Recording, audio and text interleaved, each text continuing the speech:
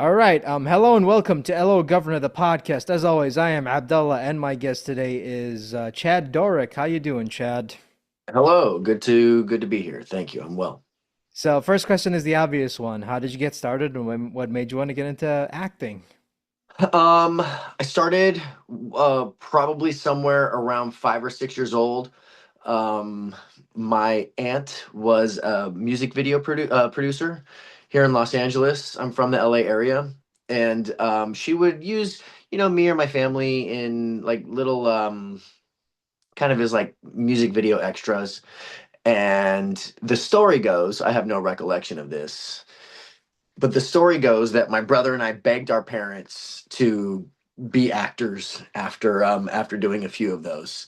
But so then my aunt introduced us to a manager who didn't want to represent my brother and I, but introduced us to a couple agents. Those agents did want to represent us, and then I've been acting ever since then. I joined the union in 1980. Um, what year did I join the union? Hold on. I think I was 7. So I don't know. In the 80s somewhere, in the mid 80s. Time has no meaning anymore, so it could have been the 80s, could have been the 70s. Who knows at this point? Definitely wasn't in the 70s because I wasn't in my definitely not. I don't know, man. Like it's funny to me whenever I interview someone and they're like, "Oh, I joined the union in like the 80s or 70s or whatever," and I'm like, "But that was before I was born." That's Yeah, weird. exactly. Me too. How funny. Because I was born in 1990 and I'm almost like 35 and I don't understand the Yeah, world anymore. Like I get it. I feel like when you hit that mid 30s point, it's like it's okay to just like not understand anything and just like be an old curmudgeon and just be like, "Ugh, I don't like millennials or whatever." Yeah, So we I all mean, feel that way. like you've been acting since you were 7 years old. Like, was it difficult transitioning from like child actor to adult actor in later life, or was it not, difficult? Yes, it's difficult. Every transition is difficult in this business. This is like getting in the weeds. It's like real businessy talk. It's not I was never famous. And so people didn't get to see me age on screen. I would just do jobs, I always worked, but I would just do jobs here and there. And a casting director might not have a role for you, but every 2 years, 5 years. And so when they hear your name, they automatically think of the last time they saw you or the first time they saw you. And so if you were very busy as a child, or you were very busy as a teen, or you were very busy as a 20 something, a mid 20s, late 20s, 30s, you have to reintroduce yourself to the entire industry as you grow every time. You have to forcefully rebrand yourself in people's eyes. Okay, was there ever a point where you met someone multiple times and they kept forgetting who you were every time you met? Oh my God, yes. Yeah, I mean, I can't tell you how many casting directors. I had a casting director cast me on a very, very big movie, and then I went in a couple years later, and she was like, "Oh, it's so nice to meet you." And I was like, "Well, I went back for 7 auditions on that movie. You don't remember that? You don't remember 7 callbacks?" God, 7 callbacks. Good Lord. Yeah. And what do you love and hate about what you do? Um, that that's funny. I love that my life is creative. That's also the hardest part of this job. Um, you wake up and nobody tells you what to do, and you don't have anywhere to be, and you don't have any rules. And that's really difficult. It sounds great, but it's also impossible. So you have to be your own boss every day. You have to be the person cracking the whip every day. You have to wake up and say, all right, I've got these couple auditions that I have to get done. have them done by a certain time for myself, and this is how much time I want to put in on it, or I don't have any auditions today. What am I going to do to create more work? How am I going to put myself out there and reach out to this many people and create more opportunities for myself? That's the double-edged sword of it. It's my favorite part. Oh, I also, working with creative people is like magical. So when you work with people who are outrageously creative and inventive and inspiring, that's the magic of this business. So that'd be the hardest part and the part I love most. And what was the best and worst piece of advice you've ever been given as an actor? It's so funny. I was just talking about the worst piece of advice I ever got yesterday.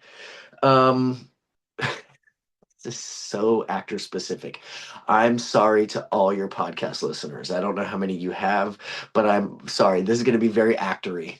Um, when you audition for stage or movies or television, they tell you it was like a thing where you have sides, which is a scene. The casting director will give you a scene, and you walk into the audition room and you read with the casting director, and you have the scene in your hand. And the old trope was, yeah, don't memorize it, have the scene in your hand and just be very familiar with it. And that was the worst advice anybody's ever given me. Last night, I was in my acting class. I study with a woman named Gloria Gifford here in Los Angeles, and we were in class. And a casting director, a famous casting director, has joined our class as an actor. And he brought in auditions from a movie he cast in the 90s that everybody in the movie is a star now. The movie's called Sleepers, and it's like Brad Pitt and Billy Crudup and like the Minnie Driver, and the list goes on and on, right? And he brought in the auditions from that movie, and we were looking at these all these famous people auditioning that didn't get the role, from Benicio del Toro to Ashley Judd to whatever, you get it. And they were all memorized, and I was like, "Fucking a!" Oh, I'm sorry. Can I cuss on this podcast? Oh, you can say whatever you want, sir. Okay. Yeah, so I'm telling you, this is very actory, and I apologize to everybody for being the most boring guest on your show, but that was bad advice. People telling you not to be memorized, because these people who are booking the jobs, these actors who are so prepared, they're sitting there. That was the advice that I wish I had gotten. And the best advice, um, I've got a lot of good advice over the years, and I've got like 57 sort of like cliche sayings that I am always telling my younger actors. But one piece of advice that I think is important for everybody to know about actors, and every actor to know about themselves, is you're always unemployed or about to be unemployed. No job lasts forever. So you have to go through your workday with gratitude and hard working, because you're in a matter of days you're about to be unemployed again. I mean, isn't that I mean, if you want to be a struggling actor, you got to struggle. I guess that's the old saying. Even if you're not struggling, you know what I mean? Even if you're rich, you're always unemployed, and you're always looking for that next job. Russell Crowe's looking for his next job. All these people need their next job.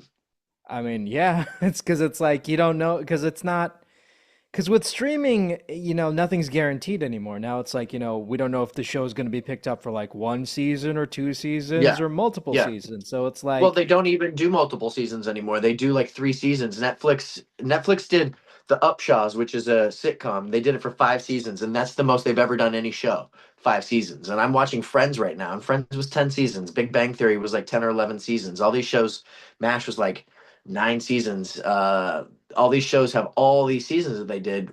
23 episodes, by the way. And the streamers are doing 8 episodes for 3 seasons. yeah, it's crazy because like I Yeah. just hate this. I just hate this mentality of like we got to condense things down because people have short attention spans and they can't like pay attention to anything more than 8 episodes. And it's I hate it so much. Yeah. I'm not sure. I actually don't know if that's what the thought is. There's some thought because everything Netflix does is math, right? They use an algorithm for everything.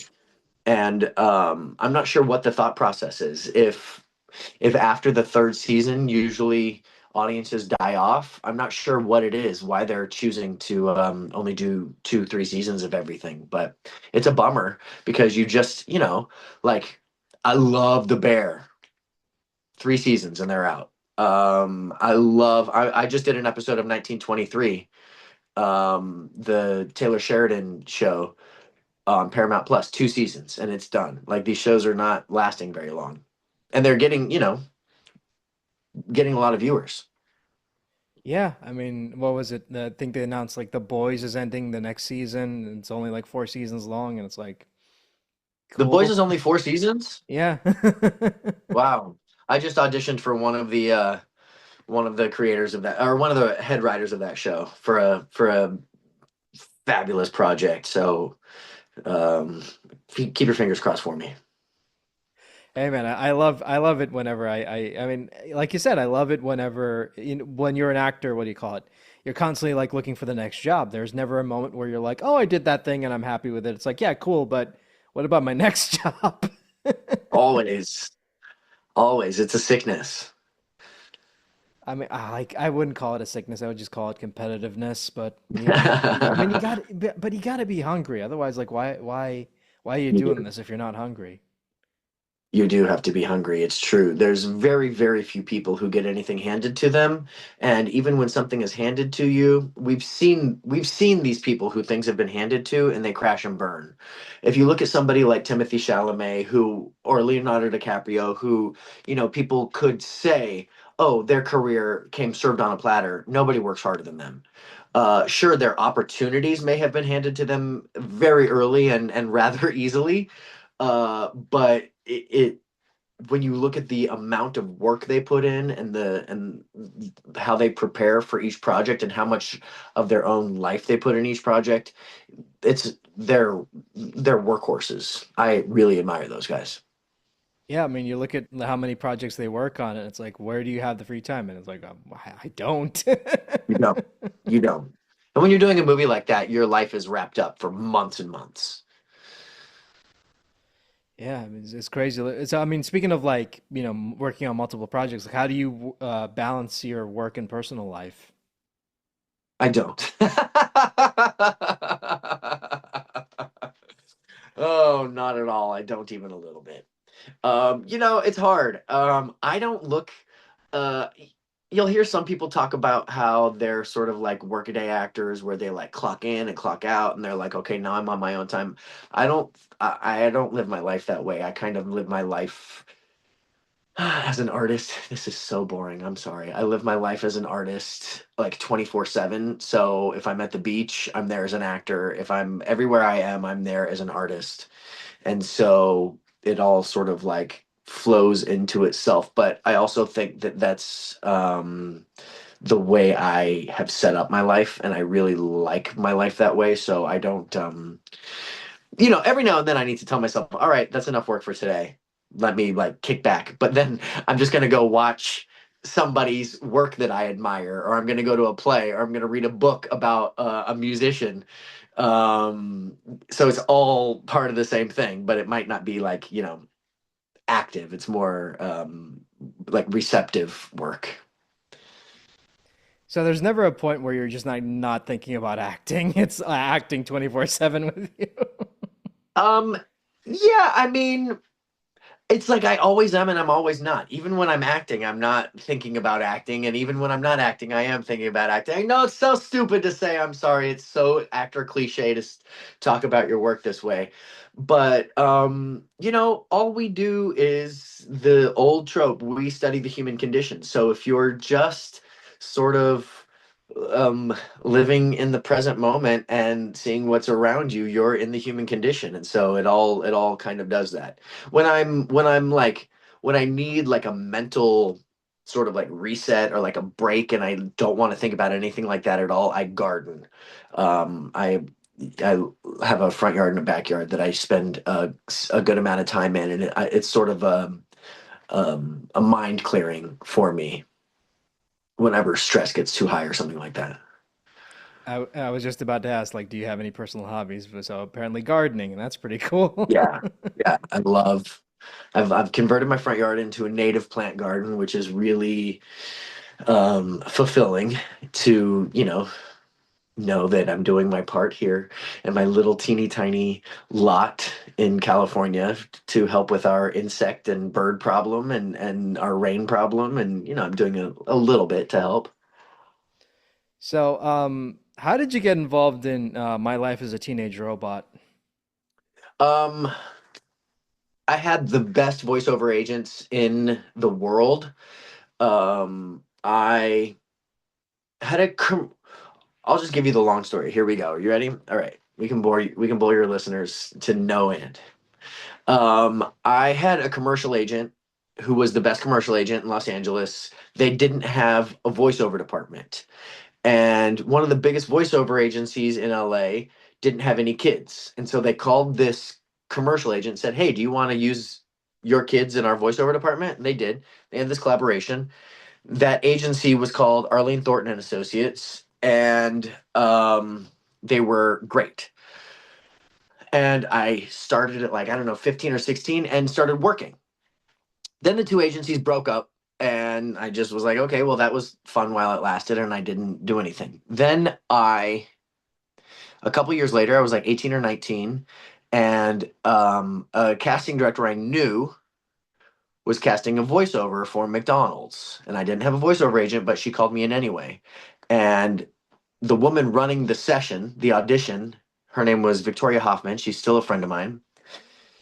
She read me, and I was like 18 or 19, and she was like, "Wow, you're really good at this. Nobody your age is this good at this. You should do this." I'm like, "Yeah, yeah, yeah, whatever." And then I booked the job, and my agent was like, "Hey, you should really focus on getting a voiceover agent. You're good at this." Yeah, whatever. Then I'm at the job. I'm at the McDonald's voiceover job, doing a huge job for them. It was the first. It was their brand new campaign, so it was a big job, and they're saying, nobody your age can do this. You should really do this. And I was like, all right. And Victoria from that initial audition said, William Morris is looking for people. They're expanding their voiceover department now, if you want to check that out. Okay. I literally called William Morris, the biggest agency in Los Angeles, uh, from the voiceover booth on my cell phone. They were like, "Yeah, come over." I drove from the audition, from the job, to their office, and I signed with them that day. And then I stayed with them for over 11 years. And Eric Seastrand and Tim Curtis were my agents, and Brooke Slavic, and they treated me like gold. We made a ton of money together. I did a ton of work, and being as young as I was, they a lot of times voiceover people will get pigeonholed. You'll be a commercial person, um, like a an animation person, or a promo person. And because I was so young, they didn't have anybody to compete with me. I did all of them. So then throughout my entire career, I've been so fortunate that I've been able to do all those things where so many of my colleagues sort of get pigeonholed in one thing or the other. And Brooke Slavic sent me out to Nickelodeon, where I met the casting director, Margaret Tang, who was just the loveliest. And they brought me in for a callback where I met Rob Renzetti, who is one of the best directors I've had the opportunity to work with. He gave me maybe the best direction. I use this direction all the time when I'm going to take this off. All the time when people, Rob gave me the best, worst direction I've ever got in my entire life. I say it all the time. I did it. He gave me a note. He gave me a note on it one take, and then I tried to do the note, and the take finished, and he said, "Better, better, not good, but better." I was like, "That's the best note anybody's ever given me, ever. That's horrifying." And so then I was elated. I was coaching soccer, and I got the phone call from Brooke, and they told me that I was going to be Brad, and it was the best most fulfilling experience. I got to work with the best voice actors in the industry week after week. They had the best guest artists on there, from Eartha Kitt to, I mean, name it, they had everybody. And I think Teenage Robot was well, well, well ahead of its time. I think if it were out today, it would be a smash hit. We did 3 seasons of that, and it still has a cult following. But to me, it was brilliant and beautiful, and again, ahead of its time. Did I answer any of your questions? Long-winded, but because again, like Oh, because there's not much information with your involvement in the show I could find online. So thank you for going with the long answer. But yeah, I take it like when you got the role of Brad, did you listen to the original actress who did Brad on in the pilot, or did you just go in blind for that character? oh, I went in blind. Like when I did the first audition, I had no idea that there even was a pilot. That's just a thing that they don't tell you, because at that time, I don't even know what it is now, but at that time, you were like a year, 18 months out from um, recording to air. And so I'm not even sure if the pilot had aired yet on Nicktoons by the time I was auditioning for it. That's interesting. So it was just like, as far as you were concerned, you were the only person who had, who was auditioning for, not auditioning for, you were the quote unquote only person who had voiced that character up until that point, I'm guessing, right? In your mind anyway. Like I don't know who did the pilot. I'm sure they're fabulous, but I just think of it as my job. Okay. Because I was like confused because I'm like, oh, maybe they wanted like because he was voiced by a female a female in the pilot, and I'm like, and they wanted Yeah, a male, so it's like, yeah, interesting. Because like you don't with animation, because like with animation, women get brought in to do like boys voices and yeah. teenage boys. So, but you're like one of the few exceptions I can think of who a guy voicing a teenager. That's pretty like you don't see that a Yeah. lot in cartoons. No, no, I was fortunate, and they were so good to me. I loved every minute of Teenage Robot. I wish we could go back and do it again. What are some of your favorite Brad moments? Oh my gosh. I loved when Brad there's a song that he sang called the Minky Momo, and like I I don't know why that sticks with me to this day. I don't like hold on to things a lot after I do them, but that sticks with me.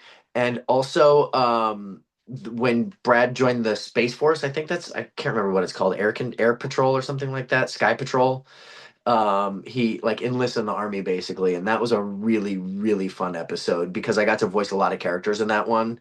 And I remember one in particular was like this little bitty guy, and so I like did him in my. He's like looking through papers, and so I did him in my falsetto. He's like, and I remember that, and just being the soldier, that was fun, and the guest cast on that was also really fun, and um, I loved Tiny Toons when I was growing up. I loved it. And I remember sitting in the booth, and in Teenage Robot, we were so lucky because we recorded as a group. A lot of shows, you'll record individually, but we recorded as a group on that show. And I'm sitting in the booth one day, and I hear this voice behind me, and I was like, "Oh, you're Elmira from the Tiny Toons!" And it was Cree Summer, who I'm sure you know who Cree is. She's been in so much, but just having that voice recognition and turning around and being to geek out over one of my favorite cartoons characters of all time. Do you know who Elmira is from the Tiny Toons? Yeah, I grew up with Tiny Toons. I mean, like I just said, I grew up in the 90s. I'm an old fart. I know these references. Yeah, I love. I'm gonna love him and hug him and squeeze him. Yeah, Cree is just phenomenal. I mean, because I was rewatching She the show, is. to prepare for this interview, and I'm like, man, this is like still pretty good. It is. It is. I have to say, we should start a campaign. They should bring it back. We can all still do it. We're all still alive. And I take it like seeing as you guys recorded together, do you have any funny stories during your time recording? Oh God. Candy, I saw Candy Milo get interviewed the other day, and she had all these funny stories. I'm like, I don't remember any of them. Um, no, I remember getting in trouble because I was playing Snake on my phone on my Nokia. I got in trouble for that. Um, I remember they used to have a popcorn machine at Nickelodeon, and I would gorge on popcorn during all the sessions. Is a big memory of that. I'm trying to remember if anything funny happened. A funny thing happened all the time because you get all these funny people in a room. But yeah, I don't. Nothing sticks out. I'm sorry. I should think about that. Come on, man. I mean, you got to work with Eartha Kitt. Come on, like there must be something. You know, I like, went. Like nothing comes to mind. I'm sure there. I'm gonna as soon as we hang up, I'm gonna be like, oh my god, I should have told him about the time that. Yeah, but nothing's jumping out right now. oh well, I tried. But yeah, I mean, it's pretty cool. Like, you guys got to record together because nowadays, unfortunately, with post-COVID, voice actors don't get to record together, and that's kind of sad. Yeah, yeah, it is sad. I'm a firm believer in that. I feel like, if you're going to do an animated show, I think you should get all the actors to come together and voice together so the performances can be better. Because if you just get them to record separately, it's just like, because then you're just depending on the engineers, and it's just like, mm, you know? Yeah, yeah. I do love like when we were all together. Do you know what Walla is? Yeah, I mean, I talk to a lot of voice actors, sir. I know Okay, what yeah, Mala good. is. Look. I'm not trying to insult you. It's just that I don't want to use terms that may not be known or maybe not known to your listeners. I loved doing Walla as a group because somebody would always say something inappropriate that you can't distinguish through the Walla, but we could hear it in what we were saying. You know what I mean? In the room. Oh man, that must have been real funny. Like when you guys are doing Walla for like an angry mob, and then someone was like Yeah. slipped in a curse word in there or something. Oh, for sure, all the time. Or they'd say something just dumb like "string him up by his pinky toes" or something like that. You know what I mean? That's like just dumb but fun for us. But it within all the Walla sound, you're never gonna pick it out. Okay, I gotta ask, like as a fan, Jenny or Melody, which one do you think would Brad would end up with? Oh God. Oh boy. Let's say Jenny. Let's say Jenny. I think that's sort of a I think that's sort of a Ross and Rachel kind of moment. You know what I mean? Just sort of destiny. Yeah, come on, Also man. gross because she's a robot, but I mean, they're both robots. That's the thing. So, no, it's funny you mentioned that because it's funny like while we're talking about the show because I remember listening to an interview with Rob Renzetti a couple days ago, and he said like the reason Nickelodeon had passed on his original idea, Mina and the Count, is because they thought a little girl hanging out with a Dracula was too creepy, but then you look at all the stuff that's in Teenage Robot, and they're like, yeah, this is fine. totally fine. Like, what was it? Because there was this one episode where the space bikers like try I one of them. loved the Space Bikers so much. They were so much fun.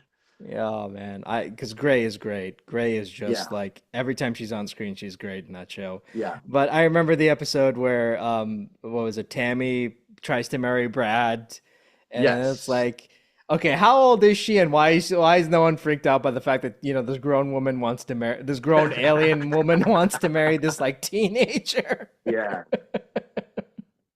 But yeah, it's such a great show. I wish again, God, I wish it lasted more. I want more of this.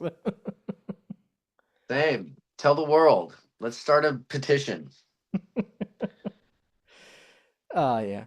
So I mean, Do you watch any of the stuff you work on, or can you not stand watching and or listening to yourself? Um, I usually check it out once or twice. Like I'll look at it um as, if I've done a TV show or a movie or something like that, I will look at it to see what I'm going to pull for my reel, basically. And then also just to like give myself a glance and see like, all right, what was I believing? What was I not believing? Where can I improve? Where can I not, where did I think I was hitting the mark? Um, I'm not one of those people that's like hypercritical of my own work. Um, so yeah, it doesn't. I don't like cringe when I see myself, but I don't. I also don't obsess over. I know some people who will like rewatch and watch and watch and watch to like they obsess over it, and I'm not that person either. That's pretty rare because whenever I ask people that question, they're like, I can't stand to watch myself. I'm too hypercritical. I just can't. Yeah, yeah.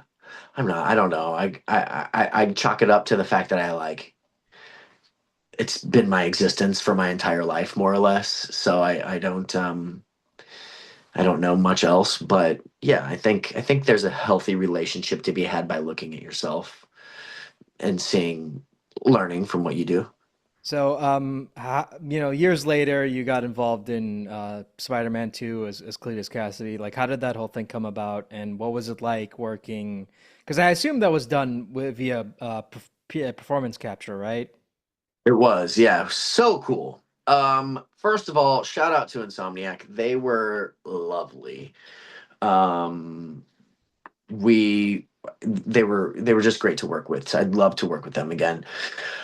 Um, it was an audition. It was an audition under a code name, and I had no idea what they were doing. I knew that I was supposed to be playing sort of a preacher.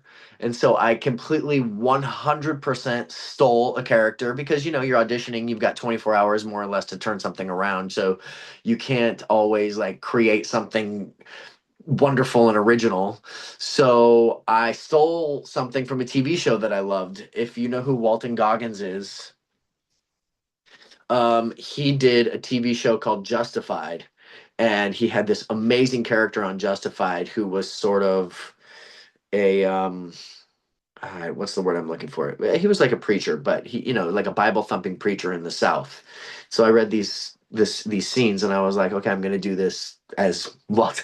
I'm going to do this as Walton Goggins in Justified, and so I did, and then had a really long callback session with all the directors, and it was during COVID, so it was all on Zoom, etc. And that was at my house. And then when I booked the job, they finally told me what it was for, and full disclosure, I had no idea who Cletus Cassidy was and or uh Carnage. Carnage? You don't even know the character's name. God. Wait, it's wait, is it Yeah, it's Carnage, Yeah, right? it's What's the other one's Carnage. It's what's the other Carnage, one's dude. name? What's the other Carnage one's and name? Carnage and Venom. Come on, dude. Venom. Yeah, yeah, yeah. I was like, "Oh God, did I just confuse it with Venom?" So yeah, full disclosure, I didn't know who either of those people were because I was never a comic book person, but um loved loved working with Yuri and loved the performance capture aspect of it. I've done a lot of theater, and people always compare PCAP to doing theater, and I wish that I had been a little bit better prepared. I didn't know, when you do a movie, and I'm like I'm limping over to Yuri, and I'm carrying this foam thing that's supposed to be the zygote or whatever it is. Um, and I'm like, being mean to him. Uh, when you do that in film, they're going to get the master shot from a mile away. Then they're going to come in and they're going to get you walking. And then they're going to try to get a two shot to, you can see, and then they're going to get over your shoulder and they're going to get down from his point of view. Then they're going to get your close up. Then they're going to get his close up. Uh, I didn't know that they were going to get that all in one or two takes because they can just use all the different sensors and use the computer to like zoom all around. So I'm one of those actors that kind of warms up. So by the time on in the first few like scenes, by the time I really kind of started to get going, they were like, okay, moving on. And I was like, so I wish I had known that so I could have brought a little more heat to the first like couple scenes that we did. But yeah, it was amazing. So, again, I know I don't want to sound like too mean when I say this, but like, how did you keep a straight face? Because like with PCAP, like you're dressed like as a Christmas tree, and Yeah. you're basically told do the serious scene, but you're dressed in like a Christmas tree. Um, I mean, at the end of the day, that's my job. Like um that's why we get the big bucks because we have to make a gymnastics foam square that you use when you're in like tot lot or in pre-K. We have to make that a tractor trailer, a semi truck in our brain, you know? So, like, that's where the skill of acting comes in PCAP because imagination is, and the suspension of reality is one of our major skills. So, we have to just put ourselves in that room and then all of a sudden to me something just happens where like as they're saying take sort of like I feel like you can imagine this through special effects where like you're basically in a warehouse, right? This is just an industrial park. You're in a room that kind of looks like half a Costco. It's just gray walls and everything, and they've got sort of a foam floor, like a gymnastics. It feels like a gymnastics room. And as I'm like standing there, and we're getting ready, and I've got the little camera guy on me, and we're in these outfits and whatever, and there's foam things and acrobats everywhere. Like magic happens where it kind of just like transforms. And all of a sudden, I'm not seeing Yuri anymore. I'm seeing Spider-Man. And it's not that I'm like actively trying to make him Spider-Man in my brain, but I just have to like go into this belief where I'm in this scenario and there's a crash behind me and there's a helicopter coming and I am just my imagination just takes over. So that's how it's just pure imagination. And if you get to play like you're a child, the child never laughs at themselves for something that they think is make believe. It's always fantastical. So that's what our job is. And was Yuri the only person you worked with, or did you work with Tara as well? I worked with Tara as well. Yeah, she was there, and then we had a bunch of stunt people who were very cool. Getting flipped and thrown and fighting and whatever. That must have been fun to watch. It was fun. It was a lot of fun. I was like jealous. I was like, I want to do some of that. I was about to ask, like, have you ever considered doing any stunt work? I've had to do lots of like stunt work. Just in the course of a career, I've fallen off of bridges and been shot by a gun, been stabbed, done stabbing, shot people, been hit in the face with on 1923 that I just did. I'm hit in the face with a coffee pot. I just did a movie. I get hit in the face with a cake pan. Yeah, I've done lots of stunt work, and it's a lot of fun. So you don't mind doing it? That's pretty cool because Yeah, no, it's usually, fun. I was a gymnast when I was young, so I like doing all that kind of stuff. like, yeah, I don't mind taking bumps. Not at all. It's fun, and like it's cool to get it looking good, you know. Okay, what was the toughest stunt job you ever had to do? I don't know. Just we're talking about a 35-year career, so let me. I'll just pick what The this 1923 was actually really difficult because of just the stunt itself was easy, but the technical aspect of it was very hard. So what happens is the woman has a coffee pot and she comes across my face and she hits me. So I have to take the hit. And there's four cameras. And so the first thing that she would come across my face and she would go boom and I take the hit and they go freeze.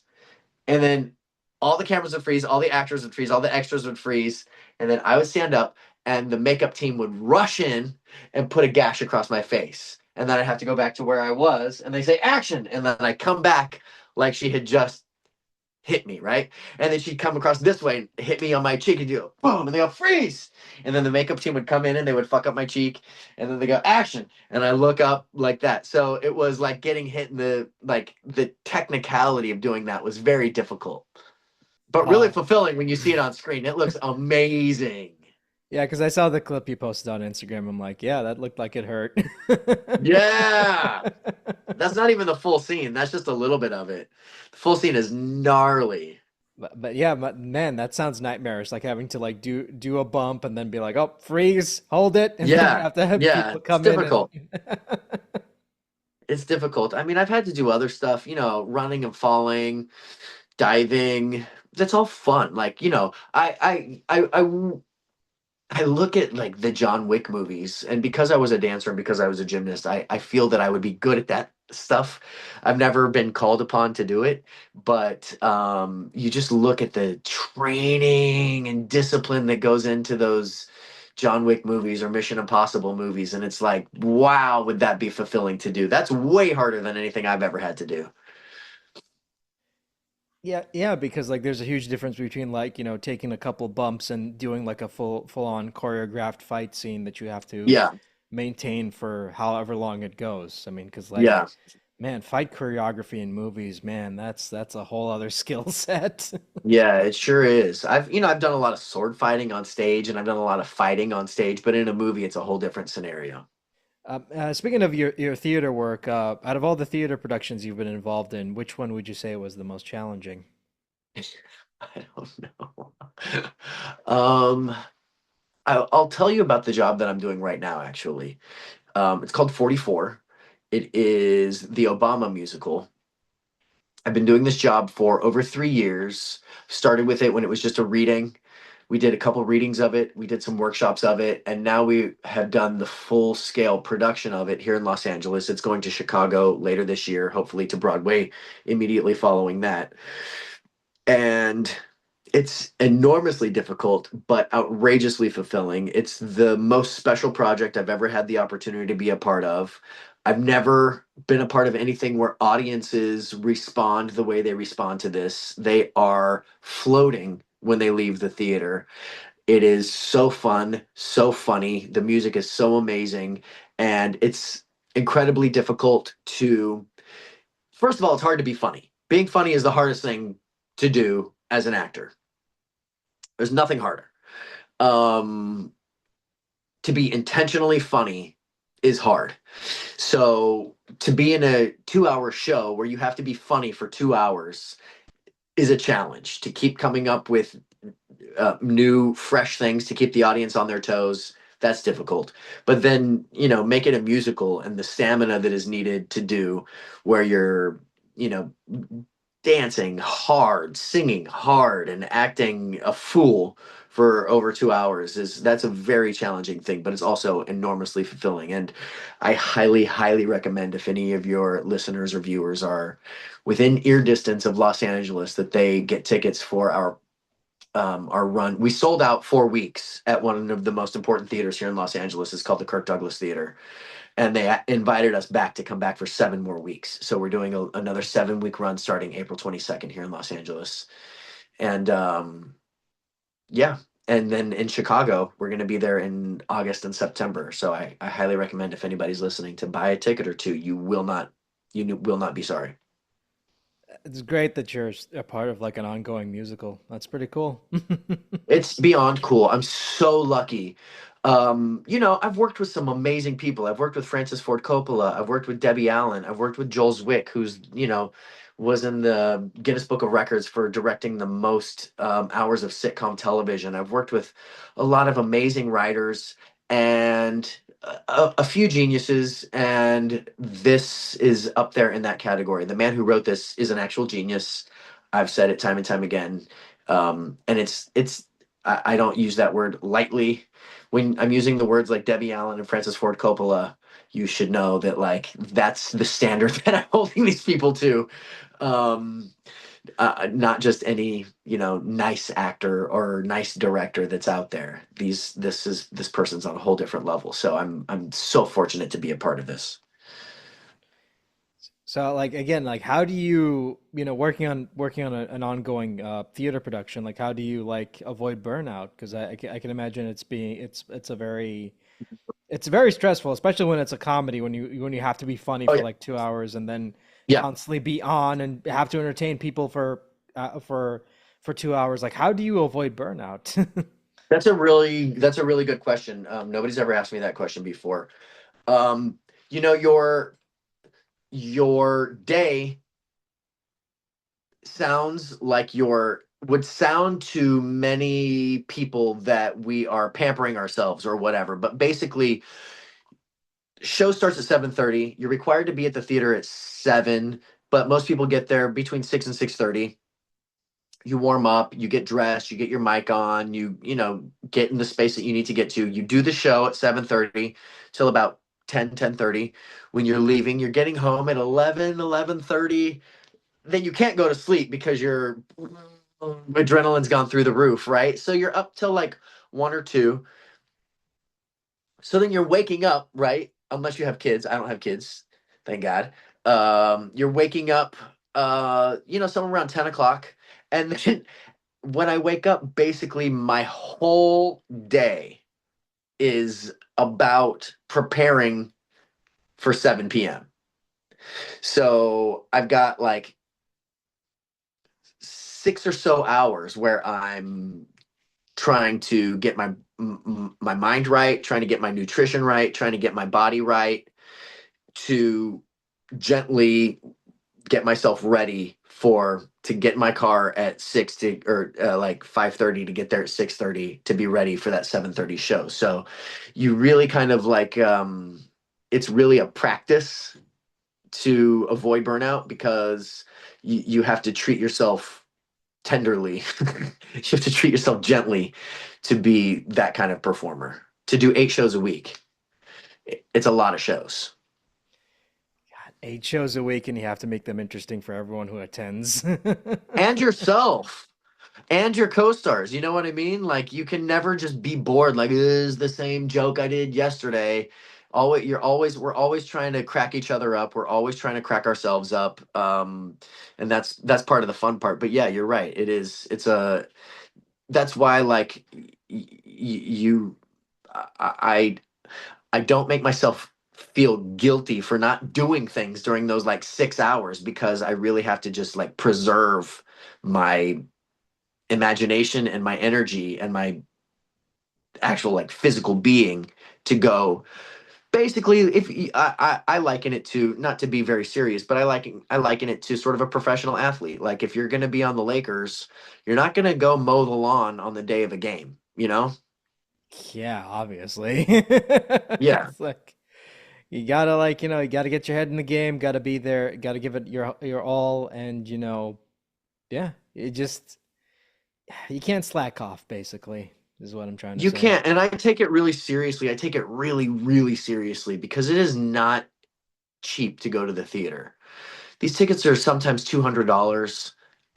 If somebody $200 is an entire day's worth of work for many people. So if somebody's paying 200 bucks, 400 bucks to take two people to the theater, that's a lot of money and they deserve to be knocked out. And so my job is to go there every day and knock them out. Yeah, because I said this before in a previous episode, like, I've been to New York, I've seen those theater tickets. I can't afford them. You know? Me either. I wish I could. I love going to the theater, but it's expensive. Yeah, man, it's like, yeah, because everyone's like, "Oh, you gotta go to New York and see like a theater show or whatever." It's like, cool. Are you willing to pay me to go see it? Just go see a show? No? Okay. Yeah. Yeah. We have opened up with the producers of this show really are trying to make theater for the people. It's and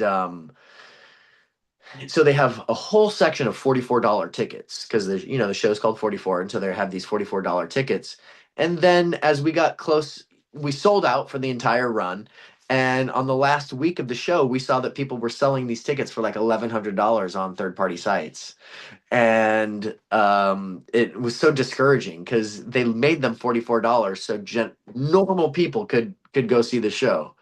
And then when you know some third party schmuck is trying to make a dime off of it. It's really infuriating.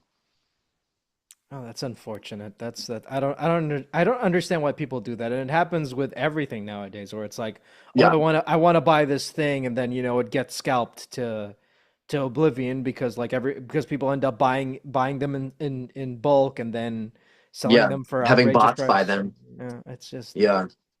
Yep. God, I cannot stand that. I really can't. It's just 'cause I can't tell you like how many times I'm like looking for like a piece of equipment that I want to buy and then it's like, oh, I can't afford it because it got scalped and I'm not paying those I have a prices. cool thing. I have a couple cool things to show you on if you want. I have some pictures on my wall that I can show you. I have a whole big brag wall. I'm uh Go I'm ahead, sir. actually I'm actually moving. So I'm gonna rent out part of my house, and so I moved into my office because I'm gonna rent out my 2 bedrooms. Because I'm gonna move to New York, so I'm just gonna keep my office as like my LA space for when I need to come back and work here. So right now I've got like some stuff covering up some of the things, but like here, let me see if I can. So this is the poster from the opening night of Teenage Robot. And it's got all the autographs of everybody on there. There's Janice. That's Margaret, the casting director. Quentin. That's Rob. And then let's see what else have we got. Oh yeah, here's the Spider-Man one. I'm really excited about this one because I was able to get everybody.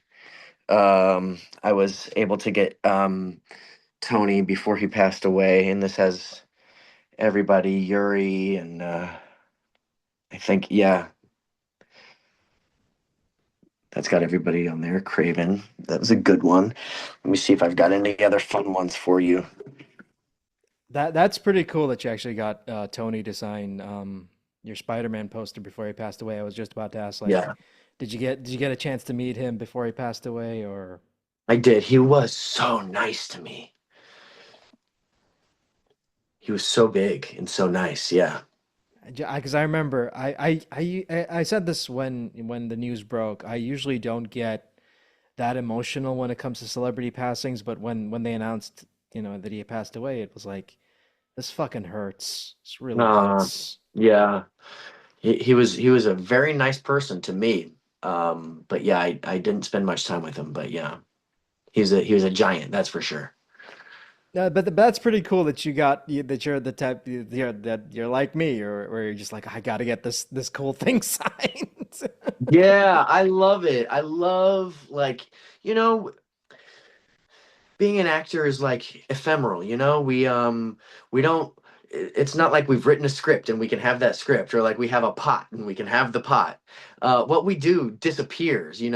So I always try to get like some nice piece of memorabilia to like remind myself of the time and the job and the fact that it exists in the world, that I did something. Yeah, I mean, because at the end of the day, like, I don't want to end this like on a morbid note, but at the end of the day, like, every person I've ever talked to on this show is going to pass away at some point, Totally. and Yeah. their work is going to be the only thing that is going to outlive them, and Yeah. that's not me trying to be a down or anything like that, but No, that's no. just reality. It's true. And, a lot of people get into this business, or a lot of people stay in this business because they want legacy. They want to impact the world and like have something that lives on. I'm not really that concerned about legacy, but I like to feel that I'm contributing to the betterment of society. And sometimes when you're down, which is very easy to do in this business, because if you audition 100 times, you might get one yes. Um, Sometimes when you're down, you need a little morale booster, and it's easy to just look at a wall full of good times and great people and be like, yeah, okay, so I'm not that big of a schmuck. I'm just a little bit of a schmuck. I mean, hey man, you got to, meet Eartha Kitt and Tony Todd, so Among that's so like many others. I'm yeah. so lucky. I'm so lucky. I've been able to work with so many amazing artists. I got to meet Dionne Warwick last week. I got to I'm so lucky. Okay, I was about to ask, like, was there ever a point where you met someone and you were just like totally starstruck and you just like couldn't, like, you just like couldn't get the words out? It's weird, and I'd say probably almost every actor you know kind of has a similar answer to me. It's shocking the people that you're dumbstruck by. You're never dumbstruck by the person that you think you're going to be dumbstruck by. You're dumbstruck by somebody else. Um, so like, I've got my biggest idols, this person, that person, you meet them and you're like, wow, it's such an honor to meet you. You all these fabulous things. And then one day somebody will just walk into a room and you're like, uh, uh. That happened to me with John Voight. I was speechless in front of John Voight. Um, and let me try to think if it's happened to me with anybody else. No, I think that he's the only one. Also, Rebecca Romaine Stamos when she was Rebecca Romaine Stamos. Um, she was like impossible to look at. She's so beautiful. She like I've been in the room with many beautiful women, but she was like there was something extra about her beauty that it was like you couldn't form sentences because she was that pretty.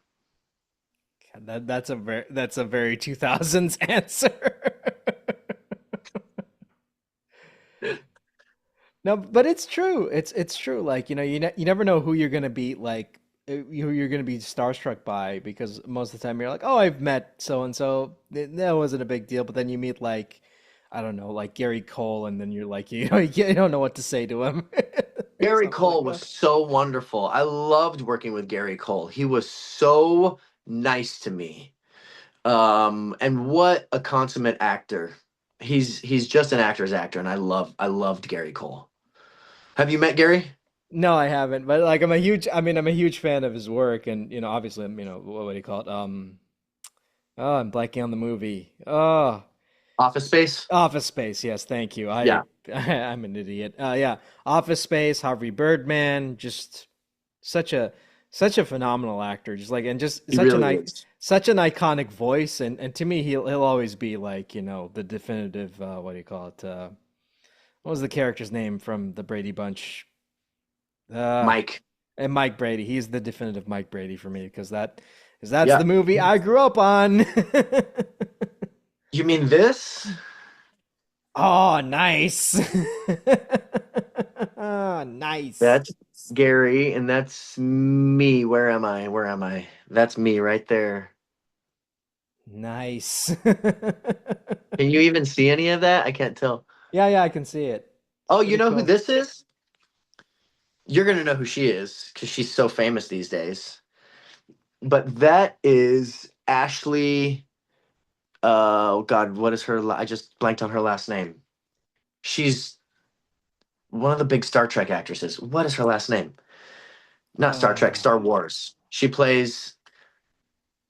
Ashley Oh Eccles, wait, uh, was it? she's married. She's married to Eckstein, or yes, that's not her. That's not the name I knew her by. But she's married to that baseball player. You're Ahsoka. close. I mean, Ahsoka, right? She's Ahsoka. Ahsoka. Yeah, yeah, yeah, yeah. Yeah, So yeah. she was Jan Brady, and then I was who was I? Wow, all my proper nouns have left my head. Not Peter, not Bobby.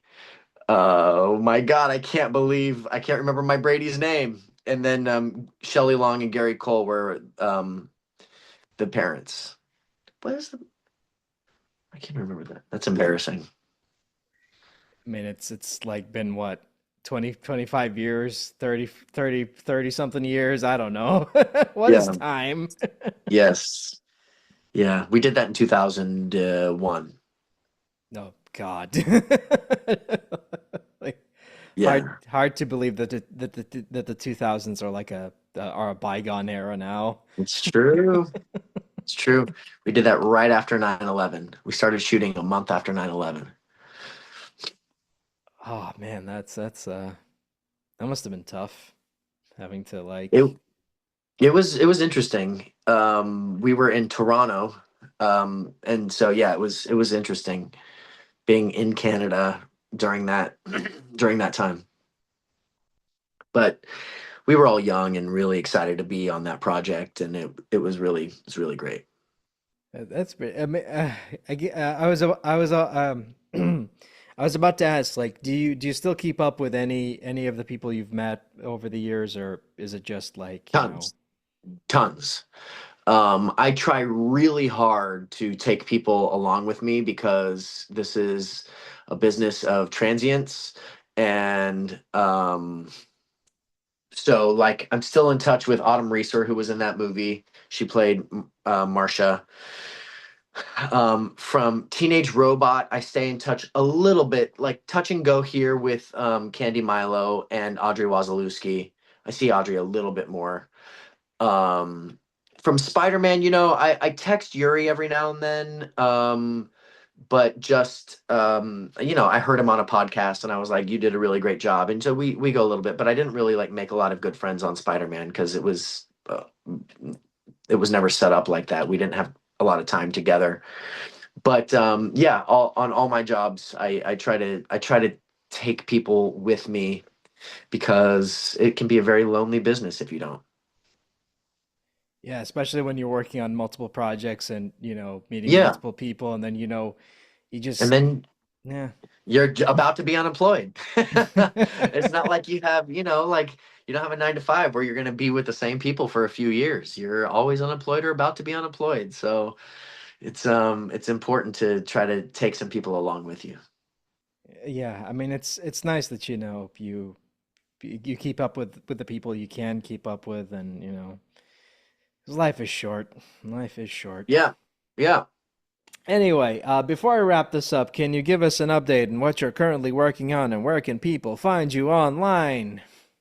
Um, I'm currently working on 44 the Obama musical, as we've already discussed. And they can find me on Instagram. I'm at Mr. Doreck, MrDoreck. And they can also hit my website, which is chaddorek.com. It's very boring, but it will direct you to all the right places.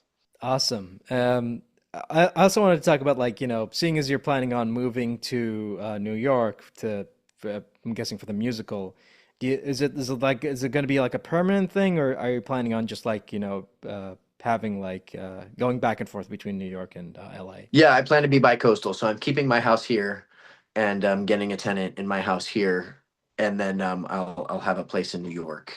And I'm gonna try being based out of New York for the next year or so, starting in October, and see how that goes. I lived there once before in the early 2000s, 2006, 2007, and moved back, but I think that I moved back prematurely, so I'm gonna try it again. Oh, I had no idea that you were like you were New York based at some point. That's pretty it's Oh pretty yeah. interesting. All right. Thank you so much for taking the time off to do this. This has been a wonderful conversation, and if you ever want to come back, you know where to find me.